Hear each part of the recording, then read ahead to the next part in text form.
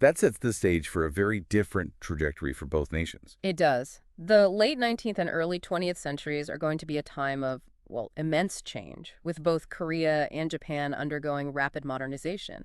But as you'll see, those paths will collide, and, well, the consequences of that collision will be felt for generations. It sounds like we're entering a period of significant tension and conflict. Before we dive into that, I think it's important to just stop for a second and think about these periods of isolation, intended to protect, to preserve, but ultimately unable to withstand the forces of globalization. It makes you think, doesn't it? It's a reminder that even in our world, a world that seems increasingly interconnected, that desire for self-preservation, for cultural identity, remains strong. We're back, and things are, well, about to get a little complicated.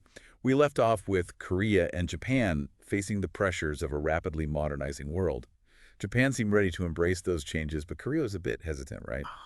So what happened next? Well, as you can imagine, this period of time leads to some pretty drastically different outcomes for these two countries. Japan, after the Meiji Restoration in 1868, embarks on this path of, intense modernization, Right. industrialization, and unfortunately, military expansion. So they go from this isolated nation to, a major player on the world stage. That's a pretty incredible shift, and in a very short period of time. But what about Korea? How do they respond to all this global pressure? Well, Korea unfortunately faces a much more difficult path. They attempted some reforms but struggled with, internal divisions and these external pressures from, well, bigger powers.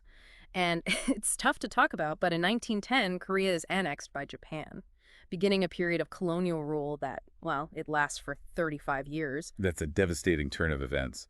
So while Japan's over there rising as this imperial power, Korea becomes subject to its rule. It must have been an incredibly difficult time for the Korean people. What was life like under Japanese colonial rule? It was a period of immense hardship. The Japanese, they put policies into place that were aimed at, well, suppressing Korean culture and assimilating the population. They took control of the economy, exploited the country's resources, and limited opportunities for the Korean people. You mentioned the March 1st independence movement back in 1919. Can you talk about that a little bit? Oh, the March 1st movement, that was a pivotal moment. Really pivotal. For Korea, it was a nationwide nonviolent protest against, well, Japanese rule. A really powerful demonstration of the Korean people's, their desire for freedom and self-determination. So even in the face of this oppression, the Korean spirit of resistance remains strong.